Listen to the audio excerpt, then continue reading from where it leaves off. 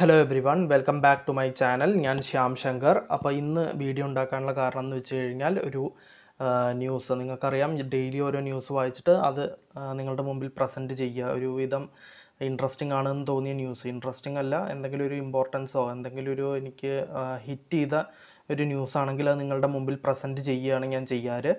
അപ്പോൾ അതേപോലെ ഇന്നൊരു ന്യൂസ് എന്ന് വെച്ച് കഴിഞ്ഞാൽ, ഇന്നത്തെ ഒരു കാര്യം എന്ന് വെച്ച് കഴിഞ്ഞാൽ ഐഫോൺ 14-ൻ്റെ മാനുഫാക്ചറിങ് ഇന്ത്യയിൽ വെച്ചിട്ട് മാനുഫാക്ചറിങ് ചെയ്യാൻ തീരുമാനിച്ചിരിക്കുകയാണ്. ഐഫോൺ 14, ആപ്പിളിൻ്റെ ഐഫോൺ 14-ൻ്റെ മാനുഫാക്ചറിങ് ഇന്ത്യയിൽ വെച്ച് നടത്താൻ തീരുമാനിച്ചിരിക്കുകയാണ്. 3 ആഴ്ച ആയിട്ടില്ല ഇപ്പോൾ ഐഫോൺ ലോഞ്ച് ചെയ്തിട്ട്.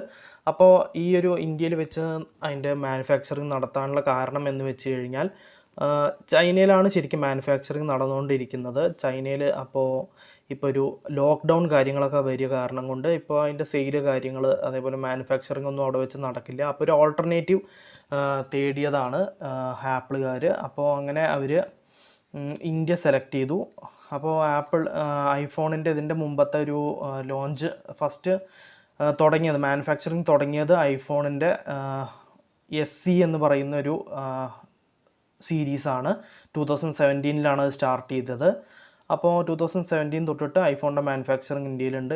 ഇപ്പോൾ തീരുമാനിച്ചിരിക്കുകയാണ് ഐഫോണിൻ്റെ ഐഫോൺ 14 അതിൻ്റെ മാനുഫാക്ചറിങ് ഇന്ത്യയിൽ വെച്ച് നടത്താൻ തീരുമാനിച്ചിരിക്കുകയാണ്. അപ്പോൾ അതിൻ്റെ വായിച്ച് നോക്കിയപ്പോൾ ഇതൊരു മെയിൽ വഴിയാണ് പറഞ്ഞിരിക്കുന്നത്. We are excited to manufacturing iPhone in India, iPhone 14 in India എന്നാണ് ആ മെയിലിൽ ഉണ്ടായിരുന്നത്. ആപ്പിളാണത് പറഞ്ഞിട്ടുണ്ടായിരുന്നത്.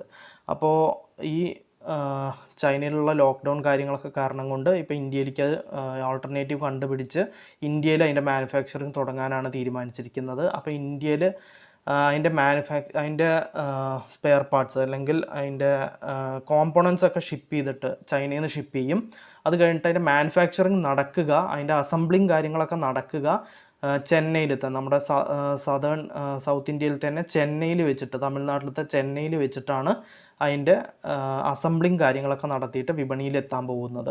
അപ്പോൾ ഈ ഒരു ഐഫോൺ 14 ഇപ്പോൾ ഇന്ത്യയിൽ മാനുഫാക്ചർ ചെയ്താലുള്ള ഗുണം എന്ന് വെച്ച് കഴിഞ്ഞാൽ അവർക്ക് ടാക്സസ് ഒക്കെ കുറച്ച് കമ്മിയായി കിട്ടും. അതായത് വേറൊരു രാജ്യത്തു നിന്നും മറ്റൊരു രാജ്യത്തേക്ക് ഇമ്പോർട്ട് ചെയ്യുമ്പോഴുള്ള ടാക്സ്, രണ്ട് രാജ്യത്തെയും ടാക്സ്, ആ ടാക്സൊക്കെ ഒന്ന് കമ്മിയായി കിട്ടും.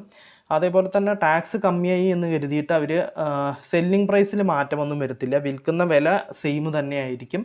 അപ്പോൾ അവർക്ക് പ്രോഫിറ്റിൻ്റെ മാർജിൻ കൂടുതലായി കിട്ടും. അപ്പോൾ ഐഫോൺകാർ അങ്ങനെ ഒരു ലക്ഷ്യം കൂടി വെച്ചിട്ടാണ് ഇന്ത്യയിൽ ഇപ്പോൾ മാനുഫാക്ചറിങ് ചെയ്യാൻ തീരുമാനിച്ചിട്ടുള്ളത്. അപ്പോൾ ഇത് എനിക്ക് കുറച്ചൊരു ഇൻട്രസ്റ്റിംഗ് ആയിട്ടുള്ളൊരു ന്യൂസായിട്ട് തോന്നി. അപ്പോൾ ഞാനത് നിങ്ങളുടെ മുമ്പിൽ ജസ്റ്റ് ഒന്ന് വായിച്ചിട്ട് അത് നിങ്ങളുടെ മുമ്പിൽ ജസ്റ്റ് ഒന്ന് പ്രസൻറ്റ് ചെയ്തു എന്ന് മാത്രം. നിങ്ങൾക്കത് സെർച്ച് ചെയ്താൽ കിട്ടും, ഗൂഗിളിൽ സെർച്ച് ചെയ്താൽ ഈ ന്യൂസ് എലാബറേറ്റ് ആയിട്ട് നിങ്ങൾക്ക് കിട്ടും. അപ്പോൾ നമുക്ക് മറ്റൊരു വീഡിയോയിൽ ഇതേപോലെ കാണാം. So bye every one.